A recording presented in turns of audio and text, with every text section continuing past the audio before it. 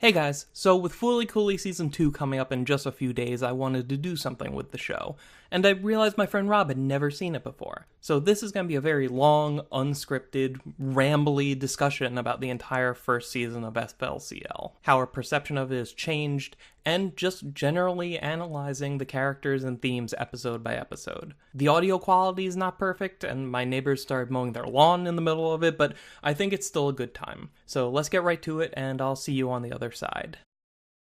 So you just watched Fully Cooley for the first time relatively recently, right? Yes, once they announced Season 2. I watched it. Yeah. Okay, now before watching it, because this is one of those shows that's pretty pervasive throughout fandoms, I think. It was on Toonami forever for a while, so it's kind of surprising to me that you didn't come across the show earlier. I definitely heard of it, but I didn't know what it was. It's one of those things that I don't know, I never got around to it. Okay. I had no idea what to expect going in. And I watched it again last night, at the time of recording this. Yeah. I had the exact opposite reaction. I had a similar thing too, because I saw it back when I was in high school, and it was a mainstay of Toonami. And I kind of watched it wrong, because I caught it starting with episode 2, after they had already done all the establishing stuff. Yeah. And at that point, I was still thinking analytically about my entertainment, but strictly in terms of plot. Yes. I never, nothing, I never thought about, what does this mean, or what is this character thing, or what does this stand for? Absolutely nothing. I was all plot, forget everything else, I don't even know that exists. So I rewatched it last night as well, and I watched it maybe a month or two ago. You rewatched it 2 nights ago too. Did I? Yeah, maybe. Okay. I've come back to it a few times this year. Okay. Yeah. And it was the first time since high school. I had absolutely no idea that this show was so much about adolescence and puberty. Yeah. That's all it's about. Yeah, no Literally idea. all it's about. Because, if you had asked me at any other point in my life, what's Fully Cooley about? I would have told you it's this bizarre stream of consciousness story about this lady that hits you with a guitar in the head, and then a robot comes out of your brain, and if the robot eats you, it turns into a superhero, which can become a cannon that fires you as a missile, and it has something to do with the giant factory on the hill that's an iron for some reason, and it's leaking mist. Yeah. If I was asked to describe this to someone, I would say, after watching it this time, the first time I would say that it's some weird robot bullshit that I hated. Yeah. But, this time, it's 2 people that feel abandoned after a loved one leaves them, and they feel left behind, and they find comfort in each other's company, and some other stuff happens too. Yeah, That's what the show is. This show is, the perfect example of we're using a larger-than-life cosmic story as the backdrop for a very small, relatable story, to the point that you never actually get details on the larger story. Yes. And I still can't tell if that's to the show's detriment. I'm not sure, because, until this time through, I always thought that Haruko was a criminal. Yes. I thought, she's got, that not gauntlet, the, It's just a bracelet with a chain on it. Yeah, it looks like she was, shackled on a chain gang or something, and, I figured, she escaped, maybe she met Adamisk in jail or something, and now that they're both out, she's trying to find him, but, she's supposed to, I guess, be some sort of space police, and she's just dangerously obsessed. Mm-hmm. She fell in love. Because this show is just about love. Almost everyone in the show. No, I'm pretty sure everyone in this show is in love with someone that they can't have. Yeah. It's about unattainable love. She's in love with Adamisk, is that how you pronounce it? Yeah. And the main character... Nauta. I called him Takun. Yeah, well, that's her... That's kind of an all-purpose nickname that Minami gives... Yes. Whoever. There's a cat named Takun. There's a robot named Takun. Yes, and she calls everyone that because that's her little childish nickname for the main character, and then he eventually starts kind of growing up and no longer needing her, so she starts projecting onto other things because she feels left and abandoned again. Fuck, this show's good. Yeah, and there's a more almost normal, smaller version of this going on with Nina Mori, the purple-haired Yes. girl at school. I have a note that says Nina Mori is the best, and this show should be about her. Yeah, they gave her an episode, Yes. which kind of made... like, the good and bad thing about this show is that it's 6 episodes long. Mm-hmm. We get 3 episodes in, we have a Nina Mori-focused episode, and then after that, she goes back to the background. And I'm like, oh, man! Yeah. She does show up in the final episode. Oh, yeah. And there's kind of a little flirtation going between her and Takun, which I appreciated. Mm-hmm. So maybe we should just start discussing the show in order. Okay. I don't know how much value is going to be in an episode by episode for this thing. Yeah, I don't, because my notes are kind of just a stream of consciousness. Yeah, let's just talk about it until we run out of things to say. Yeah. So it starts with Takun and how do you pronounce her name? Who's? Mamimi? Mamimi? Is it? Mamimi, yeah. Mamimi, okay. And they're kind of just hanging out, and it's really unclear, like, what their relationship is. It's clear that Takun has feelings for her. And it's also very clear that she's a lot older than him. Yes. I think they said 19. She's like, yes. she's 19, left back in high school. Yeah, at one point, some of Takun's classmates make a comment that says it's sad that she's still in high school. They do mention that they're talking about Takun's brother, who left to go to the United States to become a baseball player. He's the most important character in this show. Yes. He left, which made Mamimi feel abandoned. So she latched onto his little brother because he's the next closest thing, I guess. Yeah. And Naota himself misses his big brother, feels that void, and doesn't have anybody to fill it, so he kind of keeps hanging out with his brother's ex-girlfriend. Were they dating, her and his brother? Yes, I think so. Because, like, he makes comments to her, like, doesn't he contact you at all? Like, it feels like they definitely had a relationship. At least it seemed that way to everyone. And her finding out that he has a girlfriend in America now was, like, a big deal catalyst. Yeah. So yeah, they're hanging out under the bridge. Haruko shows up, hits him with her scooter. Hits him with a guitar. Yeah. It cuts to Takun in his room, and he's growing a horn. The most blatant erection metaphor that's ever been put to film. For the first time in his life, he met this beautiful, strange woman from outside of this podunk town, and he's literally becoming horny. Yeah. Have we met his father yet at this point? Yeah, sure, why not? His father is, like, really... The worst. He's the anime trope of, like, the horny old man that's never funny or good in anything. Fucking hate him. I mean, me too. But, like, the thing that's craziest about him is that he seems to, like, view his own son as competition when it comes to women. And maybe it's just because of, like, the specific one that decides to live with them. Yeah. But they don't feel like father and son so much as they feel like two guys forced to be dorm mates or something. Yeah, and I feel like that's also the metaphor for growing up. Eventually you start vilifying your parents in a way. He's a vehicle for, I won't say all or most, but a lot of this show's wink and nod references to other anime. Like, at a certain point, he dresses exactly like Lupin the Third, and then he asks him, like, oh, do you prefer the green jacket, from the whatever day? And he, like, references a series or something. And Takun mentions that he wrote a pretty successful Eva manga at one point. Yes. So he's a huge nerd. He goes back to hanging out with Mamimi. And I have the note here, there's more than half left. She goes and they buy a lemon soda. She drinks some of it and gives it back to him, and he's complaining.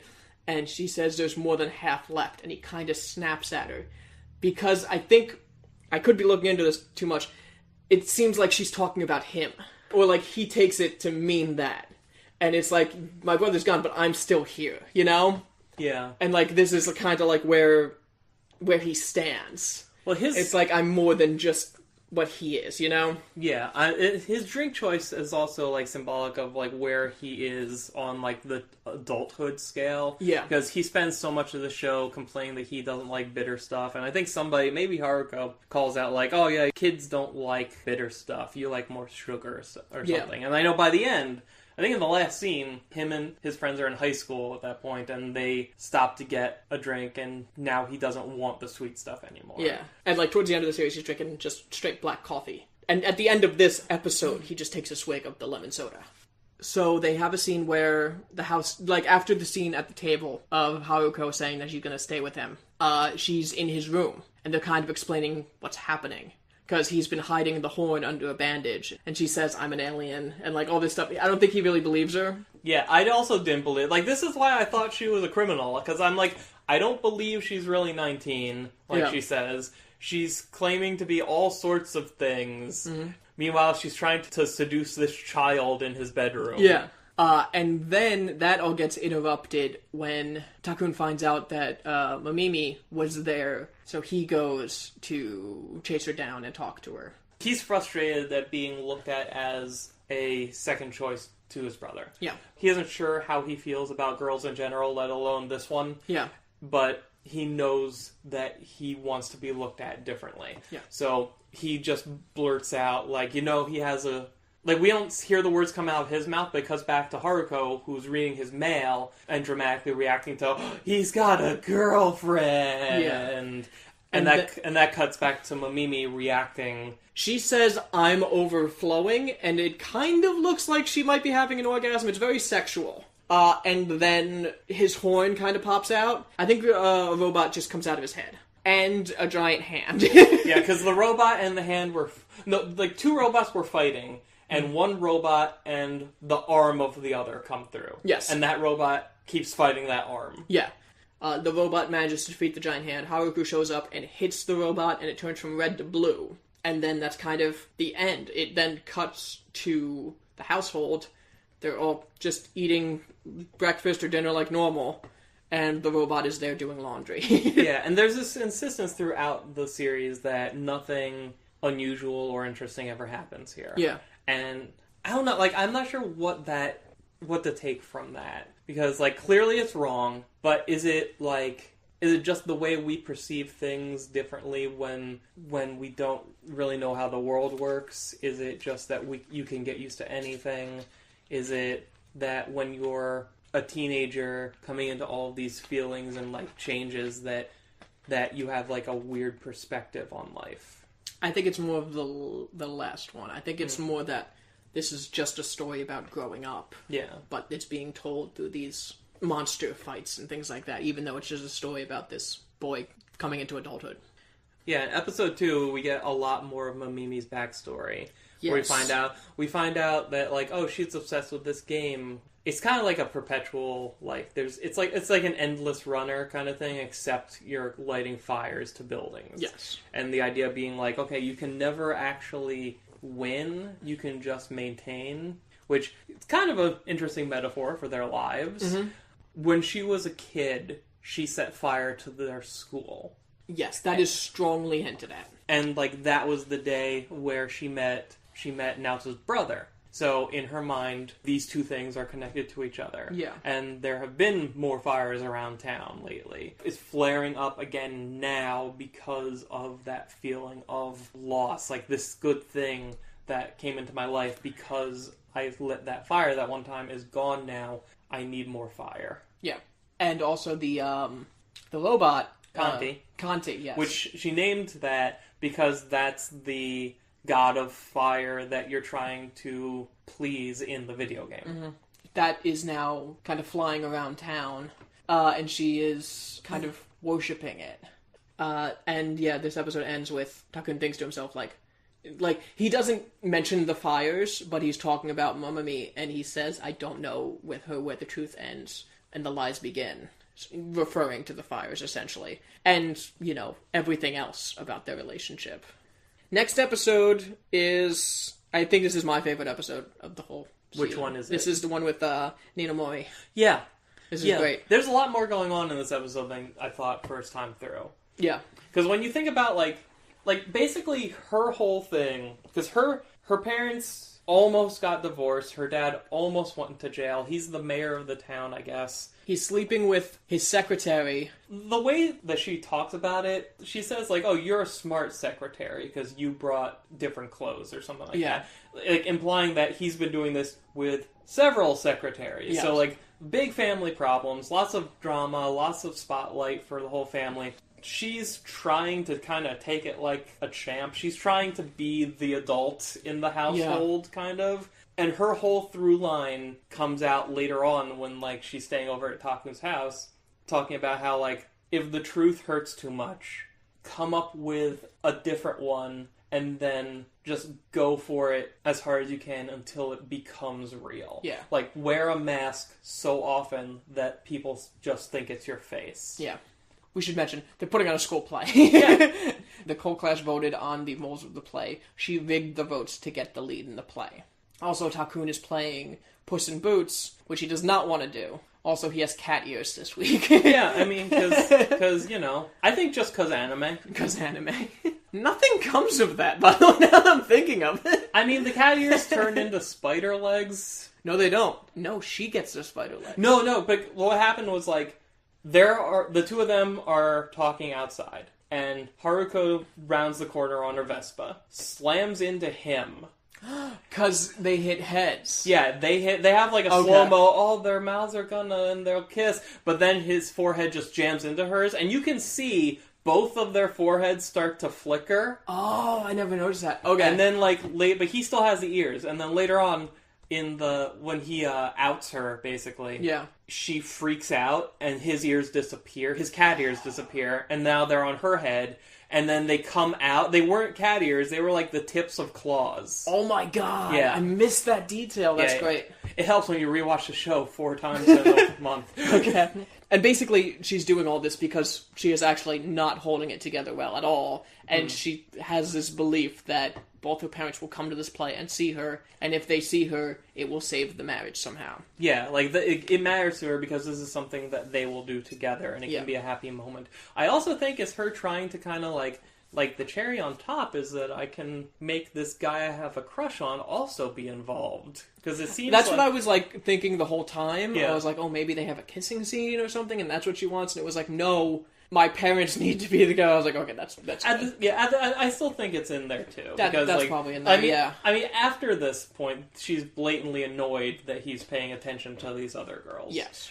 But I think my favorite moment of the whole episode is, like, so earlier on, he sees her wearing glasses, and she comments how, like, yeah, I wear contacts, but don't tell anybody. I don't want people to know about it. Yeah. And then they have this whole, like, revealing conversation about the nature of what you think and who you think it about and what it means. Then, like, on stage, she's wearing glasses again. She looks at him and puts her finger through it, and there's no lenses in it. Yeah. And she's just like, they're fake. So it's like, what parts were honest and what weren't? It's like what he said. I don't know where the truth begins and the lies end. Yeah. Yeah. It's great. Also, at this point, everybody in the town knows that Takun's like a Gundam pilot. Yeah. And they're all like, that's pretty neat, right? Yeah. And this is another one of those shows that I wonder, would it have existed without Twin Peaks? Just because it's this isolated little town that some weirdo comes to, and now all this bizarre shit is happening constantly that no one thinks is a big deal. But I also wonder if Twin Peaks would have existed without anime, you know? What's her name? Nanamori? Ninamori is the only other character that has the head that can summon things. The NO that we learned what it is. Aside from Takun, nobody else grows a monster or anything out of their head. And it's because that they're both teenagers going through puberty. They're both horny teenagers. Yeah. See? Next episode, I thought was kind of the worst one. Was this the baseball one? Yes. Yes, it was. I loved parts of this. Yeah. But just... So it starts with Haruko playing baseball for the opposite town's team. Yeah. So she's obviously destroying them because she's a super strong alien. Yeah. Which, it seems like everyone on this baseball team is just Takun's family and a couple random extras. The reason there's baseball in this episode is because Naota's brother played baseball and went overseas to play baseball. Yes. In the very first episode, when Haruko saves him from the robot hand, she, like, jumps up and hits it with her guitar. He has a moment where he's like, and just for a second, she looked like my brother. Yes. That also feeds into, like, how he feels about her, because, like, just like he and Mamimi are using each other as kind of like surrogates for the affection they have for his brother, he's now able to project some of that onto her. Yes. Which it probably really makes it sting watching her playing his brother's sport against his team. Yeah. They're putting Takun up there, and Haruko is striking him out, but he's not even taking a swing. Yeah. So, like, it's unclear, at least in the beginning of the episode, if he's not as good as his brother, or if she's just better than him. And you know? and the other people on the team are like, oh, we wanted him because his brother's so good, so we figured he would be good, but he's kind of nothing. Yeah. And there's a scene, I'm not sure if it's when he won't swing, or a little bit later, Haruko takes him to the batting cages to coach him. Yeah. And Mamimi says, you're wasting your time. He's not the type to swing. Ouch. Because again, like, as with everything else in the show, baseball is being used as a metaphor for relationships and sex. Yes. And thinking about the fact that the bat he's always carrying around and using is his brother's. Mm-hmm. So it's like, he doesn't have any kind of identity in this area yet. He doesn't know how to be or what to do. And he's surrounded by people telling him, like, you're gonna miss your shot if you don't at least try something. Yeah. I love all that. Yeah. Then we get a bunch of really weird quick cuts that are never really explained about Haruko and his father. Is this the one where he's massaging her with his face? Yes. Okay. Yes. And she's... It's very unclear what is happening throughout the episode, and that is intentional. They do explain it later. Yes. Okay. Yes. No, I understand what happens, but until the point they explain it, it's all just very confusing. Yeah. And then they explain exactly what happens, and they never explain why they made it so confusing up until that point. Okay. Exactly what happens is that Haruko drained the life force out of his father. Sure. And kind of left him in a room. He was like under a sink or something. Yeah. So then she made a, like, talking sex doll of his father. Yeah. And he was kind of taunting Takun. I don't know why she made him such a smart ass. Was that the fake dad? Yes, because he hit him with a baseball bat and thought that he killed him. Oh, that's right. Yeah, and then this episode cuts back and forth through time a bunch, so I wasn't quite sure when the dad on the floor happened or which dad that was. Yes, and then Takun is being interviewed by this kind of intergalactic space police guy. We can go ahead and call him, like, grown-up equivalent of Naota. Yes. Yeah. Yeah. Let me get his name, too. Amuro. Okay. Yes, because he's saying, like, why did you hit your father?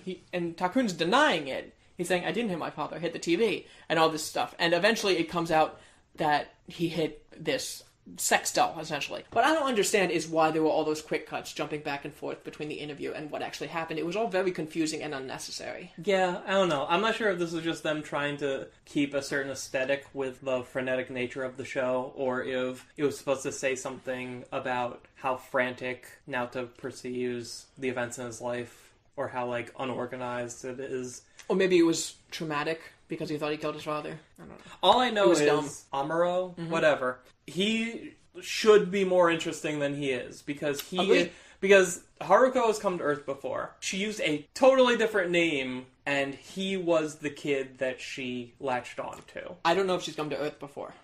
Okay, this was another question. Yeah, Amuro refers to Earth as, he says, like, the Medical Mechanica, which is the company they're trying to stop, he says they're going to destroy this planet. And he definitely has a history with Haruko. He was the child before that she visited. So I think he's an alien as well. They work from an intergalactic space station hovering around Earth. I think he's an alien. Is his whole group also part of whatever law enforcement thingy that she is part of? I think so, okay. Yeah. Because they certainly have a lot of info on her. And so yeah, his whole thing is that he has... eyebrows. He has eyebrows. Big eyebrows. Weird ones. Big fake eyebrows. And it's another metaphor for growing up. Yeah, but at least my interpretation was it's also there to block shit from happening with your forehead because they're huge. What do you mean, shit from happening with your forehead? Like, I thought, oh, okay, if you have these eyebrows on that cover most of your forehead, stuff can't come in and out of your forehead. Does that ever happen in the show? No, but there's... Well, so, kind of. Remember, like, towards the end, he gets knocked down, his eyebrows fall off, and Haruko starts, like, spinning her guitar around like a magic wand, and he's like, oh my god, where are they? Where are my eyebrows? But then, like, a little tiny guitar sprouts out of his head. So I thought that meant, like, oh, if he had them on, nothing would have happened. Okay. I don't know. Maybe. Because, like, there's an episode towards the end where, like, he's talking to Takun, and he says, it's over now, you're a grown-up now, and he gives him his own pair of eyebrows. Yeah. So I assumed he just did that after she left to kind of feel more grown up, like kind of how Takun starts drinking coffee. That was kind of his way of dealing with it. Maybe they're magic and they stop things from going out of your head. I don't know. So at the end, he gets his father back. He gets his real father back. Too bad. I wish he would have left him dead. I was hoping this time through he just left him dead. But I was wrong. And he explains that there is a satellite station bomb coming towards Earth. He needs Haruko to hit another one out of the park. So Haruko says, like, okay, but she wants Takun to do it. And as it comes near, he just, like, calms down and waits for it to get close, and he swings at it. And it's slowed down, but it's not working. And then Haruko comes back, and she helps too, and they manage to hit it away. Mm-hmm. And Momi is watching and says, like, oh man, he actually swung. Remembering what she said earlier in the episode, and she's happy that the world isn't over, but she's disappointed as well. Takun is fighting his newly undead father for the love of Haruko. Who is dressed as a Nazi. Yes! So they all get, like, BB guns, and they go out to a field, and they just have, like, some war games. And for some reason, his dad is dressed in full Nazi attire with swastikas all over. And, like, Naota kind of looks like Tracer with that one cool skin. And, like, I'm not sure, like, what they're hoping to achieve here, but they're just kind of doing this until somebody almost runs over Naota with a car. Yeah, it is his classmates, again, Namimi? What's her name? Nina Mori. She's there. I'm combining everyone's name. No, I know, it's fine. Nina Mori is among them. She has a new haircut, which is really cute. She has a new haircut, and she won't stop filleting an ice pop. His reaction, once he sees them, is to hide the fact that he was playing this war game with people and send Kanti away. Yeah. Because I think it's because he sees his friends doing a better job of being adults than he is. Because they have like a part-time job. They're driving a car. They're over here adulting. Yeah. While he is playing games with cap guns like a little kid. The current form his head is taking is like the trigger of a gun. Yes. And he's being... Well, he's entering the stage I'm trying now. to choose my words. he's entered the stage now where he's always been unsure of how he feels about anybody, and even if he did know, he's been too afraid to act. Mm-hmm. But now he's had this fantastic experience with Haruko that's taught him, you know what, take your shot. Yeah. Which, again, gunhead, take your shot. Yeah. And so he goes to Momimi, and he's basically trying to confront her about, like, look, I know you like me, and I like you too. You like me, right? And she like, doesn't answer and kind of gives him a look. Because he's taking her hand and dragging her to a restaurant. He's like, come on, let's go in here, let's get some drinks. He's like, we shouldn't be doing this. I'm too old for you. You're a kid. He's like, come on, what's the problem here? And then he goes to kiss her, and she backs away. She gets, like, the head tilt. And then the trigger, like, snaps back into place. Yeah, like, the whole like, head erection metaphor for, like, because it's happened before in prior episodes where, like, he's lying down or something and it pops out the back of his head and forces his, like, face into somebody else's. Yeah. So it's like, yeah, you don't understand this and it's getting you into trouble. Mm-hmm. So, a giant man in a trench coat with with 5 arms. I mean, it is literally a hand upside down with a head on top where the wrist would be. Yeah. And some of the fingers are arms holding guns. Yeah. And he's wearing a poncho. I don't know if you noticed, but like the ends of the fingers also have hands. Yeah, they each have 5 fingers. It's very weird. Yeah, each finger has a hand with 5 fingers. Yeah, and they're all holding guns. Yes. So it's... That seems fine, right? Like, I feel like people who are listening to this, who have not seen FLCL, are like... Enraptured, I agree. Watch FLCL. But anyway, it starts kind of tormenting the city and making its way towards the giant iron. Yes, the medical mechanica building. Yes. So Haruko and Kanti go to try to stop it. He almost instantly gets eaten by Kanti, so they transform. Well, this was one where Mamimi is freaking out, crying out for his brother to save her. Yeah. And he's like, what are you calling for him for? I'm right here. And then he's the one that calls Kanti down.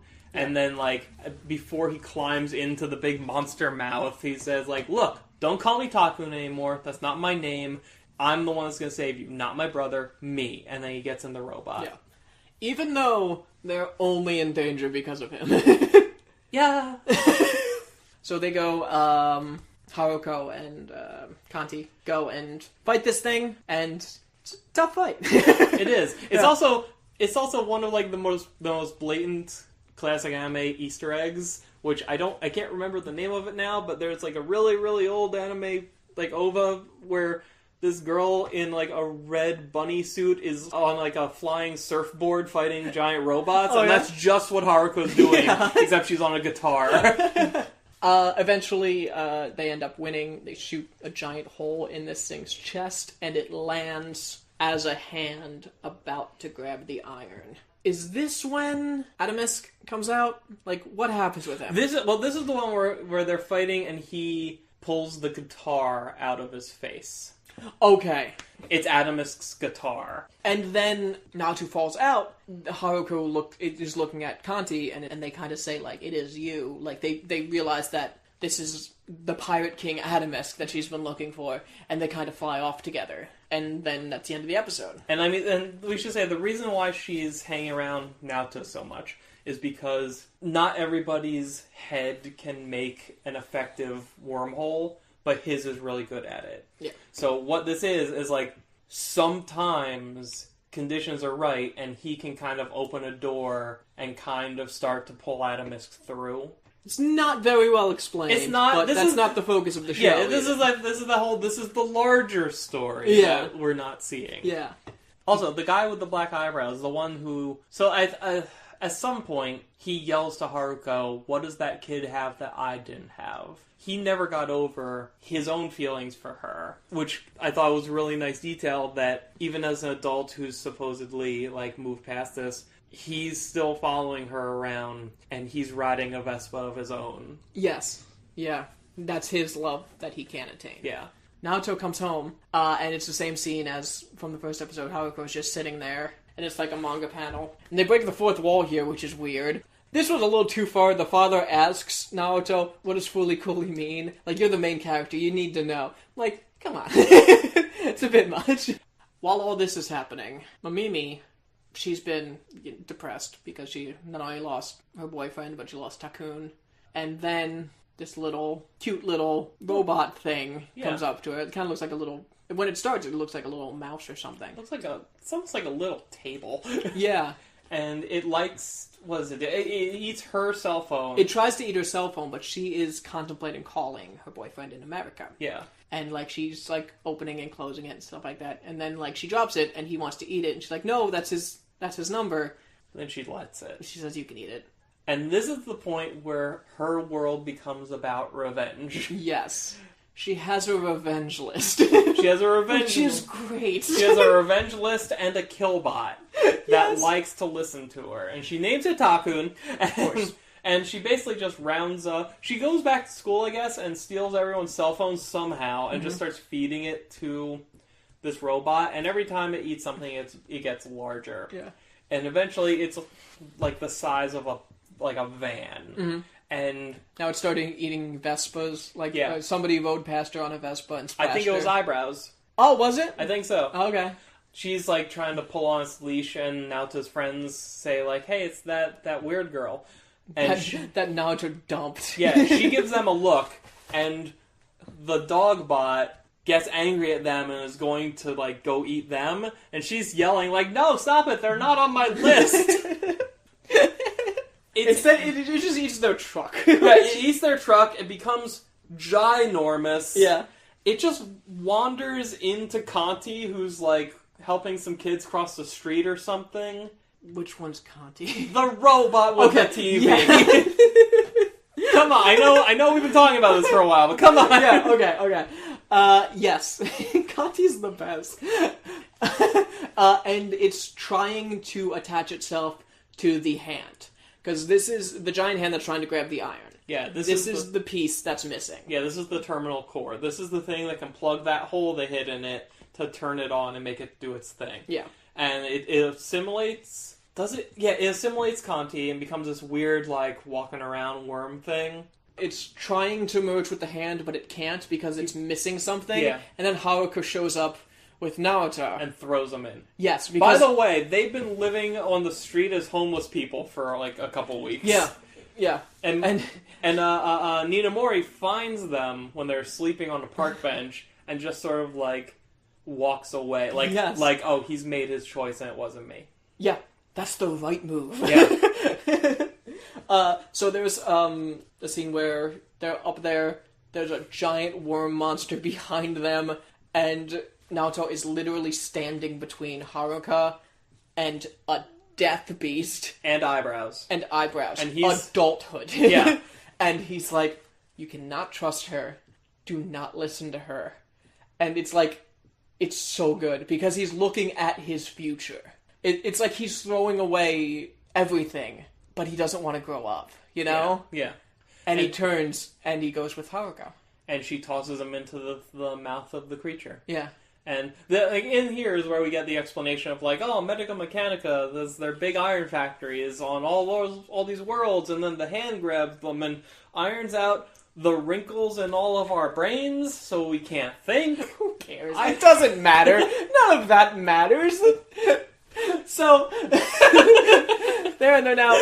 The hand goes to reach the iron, but somehow Conti and Naruto, they're outside of it now, and they're blocking the hand. Like hatching out of an egg, Naoto comes out of Conti's TV face. Yeah, but he's glowing red, and he's holding two guitars. One is Atomisk's guitar, and the other, I don't know what the other is, but he has two guitars.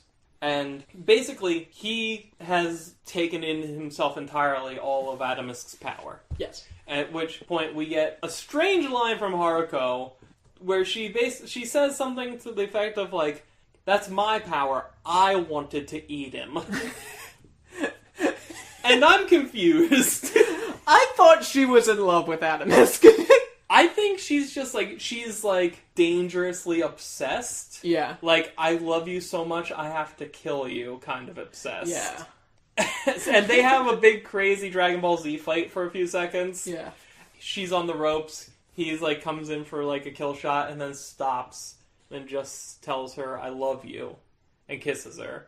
And that's kind of it. Well, as soon as they kiss, a giant red bird emerges from them. From his head, yeah. Yeah, and which is Atomisk. Yes, and it destroys the hand and everything. Yeah, it picks up the iron and drops it. Yeah, and it flies away. Yeah. That kind of saves everything. And now it goes back to normal now, which is nice.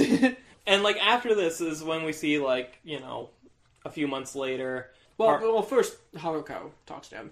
Yeah, she's going off to keep chasing him, and... Yeah, she says, I lost him because of you. And she said, hey, you want to come with me? Second thought, you're still a kid. Yeah. She's probably, thousands of years old. Yeah, probably, yeah. So, she flies off into space. She flies off into space. Mamimi who's been taking pictures of stuff this whole series. Like, she moved away and became a photographer. Mm-hmm. I think Kanti's still there. I don't know. Kanti is still there. They show him, like, doing laundry again. Naota is just free to grow up. Yeah. You know, like, getting... He does pick up the guitar. One of the guitars. Yeah. And, like, it looks like he's gonna, like, try to learn to play it or something. Yeah. Well, it's kind of great because, like, the climax of all the weirdness was Adamus, the thing that has been keeping all of this stuff circling around him, finally bursting out of him and flying away. Yeah. And, like, it took Haruko and all of those feelings with it. Like, it's basically like this tremendous release that lets him just get perspective on his own life for once. Yes. And, like, we cut to him, who, like, you know, now he's in high school. He's wearing a high school uniform, and he's spending time with his peers who are his own age again. He's going to band with Ninamori and his friends. Yeah. Ninamori's taking the drink from him, like Mamimi did. Yeah. And this time, he wants the sour stuff. Yeah. And the last scene of the show is the guitar in the corner of his room, and one of the strings plays itself. Which I think... I don't know what that means. I think that's a guitar Haruko left there. Oh, could be. I'm not sure. Well, I think it was the guitar he picked up at the scene. See, I saw that as... When he picked up the guitar, and I saw that as him learning the guitar, I saw that as he's not over her. Oh, yeah, definitely not. Yeah. But I mean, like, who gets over their first love, especially that quickly? That's true. And also, was that one of the guitars that he pulled out? So, like, is that his guitar? You know, I don't know. That guitar part of him? Yeah. Do they turn into regular guitars after you pull them out of your face and they're lasers? I don't know. Are they? I mean, if they come through a wormhole, they had to come from somewhere. That's true. Is there just a music store being robbed every time he does that? I hope so. I hope so. My question is, what is the next season going to be? My question is, how much time has passed? Yeah. Just from trailers, we know Haruko is coming back. But beyond that, all of the characters I've seen are new. Great. I don't know if it's the same town. I have no idea. Okay. I don't want any of the same characters. I almost want, like, to see what Persona does with this stuff, where, like, you play Persona 4, you get to see, like, a couple characters from Persona 3 and what they went on to do. Yeah. Since we had a character who was representing the path that Naota could go down and the way he could become, so it would be nice to see, even for a moment, like, okay, what kind of person did he become? Yes. And it could be something as simple as, like, oh, here's a character that's blatantly supposed to be him, and he's with his wife who has purple hair. Like, that's all we need to see, kind of thing. I mean, hell, something that, again, I never thought about because this show is just weird. Haruko spends the entire fucking show using a cat as a walkie-talkie to talk to somebody. Really? Yeah, like every time she's in his room, she's holding that cat. Oh, you're right, yeah. That big fat cat that I think is just their family cat. Yeah. And I'm like, oh, why is she talking to this cat so much? That's pretty weird. But, like, she's having one side of a conversation. You're right. So she's been communicating with someone. Yeah. But yeah, I don't know what Season 2 is going to be. I don't know if it and Season 3 are directly connected story-wise. I don't know how much they have to do with Season 1, if they even do it all. Yeah. I just know Haruko is coming back. The pillows are back. Mm-hmm. Somebody has cat headphones. That's apparently pretty great, depending on who you ask. Or they could just tell a totally different story. Like, this was a story about adolescence and growing up. They could tell a totally different story. Yeah. If they want to bring those characters back, fine, but tell something totally different. Well, I think it's interesting that, like, just from that one trailer they released months ago, it seems like the protagonist of Season 2 is a teenage girl who is a few years older than Naota was. Okay. Part of me kind of hopes that there is a time kind of scale. Like, if it actually has been, like, 18 years since the last time. Because this is going to be, no matter who's watching it, unless this is your first fully experience ever, it's going to be this massive nostalgia trip for everybody. Yeah. Because for a lot of people, like... Not me, but yeah. Oh, yeah. Back in the day when you saw this, yeah. Like, for so many people, you ask them, like, okay, what got you into anime? There's going to give you, like, a short list, and this show's probably on it somewhere. Like, if you're of a certain age, so many people of my generation in this country who got into anime at around the same time did it watching Dragon Ball Z, Gundam Wing, Rurouni Kenshin, Cowboy Bebop, maybe a little Trigun, and this. Yeah. It's on the anime Mount Rushmore for so many people. I think it would be a tremendous mistake to have this be like, okay, couple weeks later, you know, sort of thing. Yeah. Like, have it feel like the return to something old that it is. Yeah, that'd be great. I just hope Mamimi worked out okay. I felt so bad for her. I mean, so we saw her take that picture of Takun holding the guitar on the rubble. Yeah. And then with the flash forward, we saw that picture in a magazine. So she's okay. Yeah. She's doing fine. Okay. I have a note and it said, I hate everyone in this show and I love it. There's just no one to root for. Kanti's cool. Kanti's great. Yeah. I feel like that dog robot is just misunderstood. Oh yeah, he's just hungry. I'm just a terminal core. Woof. Alright. Yeah. Well, once we've both seen season 2, let's do this again. Definitely. Thank you so much to anyone who made it all the way to the end of this. If you have anything to say at all about Fooly Cooly, comment below, because God, this show is fun to talk about. Be sure to check out the content that Rob makes, his own YouTube channel, the video game website he writes for, and the gaming channel we both share. Links to all of it in the description. And yeah, thank you for watching, and I hope you're as excited for more Fooly Cooly as we are. See you next time.